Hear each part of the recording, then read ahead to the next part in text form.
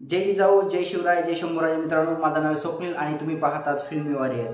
तर finally मराठीतला most awaited movie ज्याचं नाव आहे शिवरायांचा छावा, हा चित्रपट काल सिनेमागृहामध्ये रिलीज झालेला आहे. तर मी हा फर्स्ट डे फर्स्ट शो बघितलेला आहे. तर चला मग आज आपण या चित्रपटाचा रिव्ह्यू करूया आणि या चित्रपटाविषयी काही रोचक रोमांचक गोष्टी आपण जाणून घेऊया. चला तर मग जाणून घेऊया चित्रपटाच्या कलाकाराविषयी. संभाजी महाराज यांची भूमिका साकारली आहे भूषण पाटील यांनी. तृप्ती तोरडमल यांनी महाराणी येसुबाई यांची भूमिका साकारली आहे. त्यानंतर मृणाली कुलकर्णी यांनी माँसाहेब जिजाऊ यांची भूमिका साकारली आहे. त्यानंतर चिन्मय मांडलेकर यांनी छत्रपती शिवाजी महाराज यांची भूमिका साकारली आहे. आणि या चित्रपटाचे लेखक आणि दिग्दर्शक आहेत दिग्पाल लांजेकर. दिग्पाल लांजेकरांनी यापूर्वी फर्जंद, फत्ते शिकस्त, सुभेदार, पावनखिंड यासारखे ऐतिहासिक एका चढीत एक मराठी चित्रपट बनवलेले आहेत. आणि या चित्रपटाकडून आपल्याला खूप साऱ्या अपेक्षा आहेत. तर बघूया मग या चित्रपटामध्ये याची स्टोरी, याचं लेखन त्यांनी कसं केलेलं आहे. चित्रपटाची सुरुवात खूपच छान प्रकारे दाखवण्यात आलेली आहे. छत्रपती संभाजी महाराजांचा दैदिप्यमान राज्याभिषेक सोहळा आपणासमोर मांडण्यात आलेला आहे. छत्रपती संभाजी महाराज जेव्हा एका तराजूमध्ये बसलेले असतात तेव्हा समोर ते ज्यावेळेस सिंहासनाकडे बघतात तेव्हा समोर त्यांना आबासाहेब म्हणजेच की छत्रपती शिवाजी महाराज आणि माँसाहेब जिजाऊ दिसतात. तर तो जो क्षण आहे, तो जो त्यांच्या डोळ्यामध्ये जो आनंदाचा क्षण आहे ना, तो खूप छान प्रकारे बांधण्यात आलेला आहे. जसे की एका बाजूला त्यांना आनंदी होत आहे तर एका बाजूला आपले आबासाहेब आपल्यासोबत नाहीत याचंही दुःख होत आहे. कारण छत्रपती संभाजी महाराज हे स्वराज्याचे दुसरे छत्रपती झालेले आहेत आणि तेव्हा त्यांचे आबासाहेब त्यांच्यासमोर नाहीत.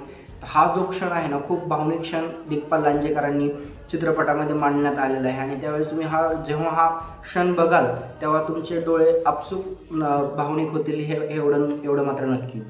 छत्रपती संभाजी महाराज ज्यावेळेस स्वराज्याचे दुसरे छत्रपती होतात त्यानंतर रयतेवर होणारा अन्याय आणि अत्याचार रोखण्यासाठी छत्रपती संभाजी महाराज एक योजना आखतात. त्या योजनेचं नाव म्हणजे बुऱ्हाणपूर. बुऱ्हाणपूर हे मुघलांच्या दौलतीमधील सर्वात व्यावसायिक आणि श्रीमंत असं एक राज्य आहे.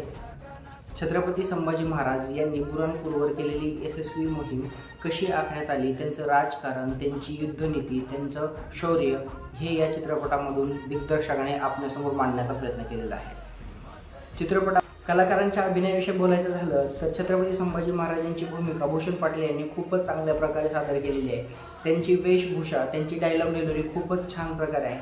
ज्या वेळेस भूषण पाटील पडद्यावरती छत्रपती संभाजी महाराज म्हणून येतात आणि ज्यावेळेस ते डायलॉग डिलिव्हरी करतात त्यावेळेस तुम्हाला गूज बम्स किंवा तुमच्या अंगावरती शहारे आल्याशिवाय राहणार नाहीत, हे मात्र नक्की. त्यानंतर महाराणी येशुबाई यांची भूमिका छोटीशी आहे पण खूप अशी इम्पॅक्टफुल भूमिका आहे.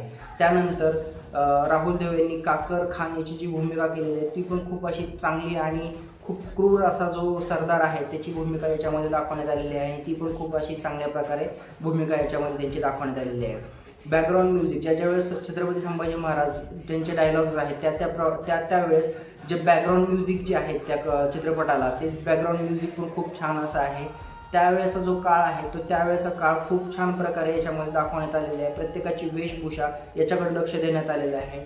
त्यानंतर चित्रपटाच्या भक्कम बाजूविषयी बोलायचं झालं तर चित्रपटाचे डायलॉग्स खूपच इम्पॅक्टफुल आहेत, खूपच छान प्रकारे लिहिण्यात आलेले आहेत. त्याचप्रमाणे चित्रपटाचा व्हिज्युअल इफेक्ट जो आहे तो व्हिज्युअल इफेक्ट खूपच छान प्रकारे दाखवण्यात आलेला आहे.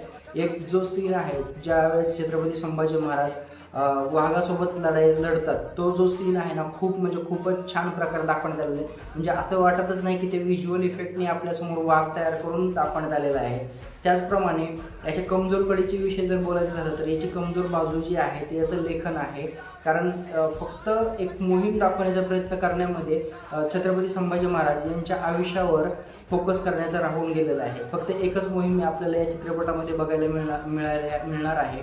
तर माझी अशी इच्छा होती की छत्रपती संभाजी महाराज यांचा पूर्ण इतिहास म्हणजे त्यांच्या जन्मापासूनचा जो इतिहास आहे तो या चित्रपटामध्ये दिग्पाल लांजेकर आपल्यासमोर मांडण्याचा प्रयत्न करतील किंवा ॲनिमेशनच्या थ्रू तरी कमीत कमी ते समजावण्याचा प्रयत्न करतील. पण दिग्पाल लांजेकरांनी फक्त ही एक मोहीम दाखवण्याचा प्रयत्न केलेला आहे. असो, कारण छत्रपतीचं शिवरायांचा छावा याच्यामध्ये त्यांनी ऑलरेडी सांगितलेलं आहे की ही फक्त छत्रपती शिवराय यांची यशोगाथा आहे. त्याच्यामुळे फक्त कदाचित त्यांनी या मोहिमेचा फक्त संदर्भ घेऊन शिवरायांची जी यशोगाथा आहे ती मांडण्याचा प्रयत्न केलेला आहे. तर मला असं वाटतं की एकूणच हा चित्रपट वन टाईम वॉच आहे. तर हा चित्रपट तुम्ही चित्रपटगृहामध्ये जाऊन नक्की बघा. हा चित्रपट खूप चांगल्या प्रकारे दाखवण्यात आले. तुम्हाला जर हा माझा स्वीट अँड शॉर्ट व्हिडिओ जर आवडला असेल तर व्हिडिओला नक्की लाईक करा, चॅनलला सबस्क्राईब करा आणि शेअर करायला विसरू नका. तर भेटूया पुढच्या व्हिडिओमध्ये. जय हिंद, जय महाराष्ट्र, जय जिजाऊ, जय शिवराय, जय शंभूराज मित्रांनो. धन्यवाद.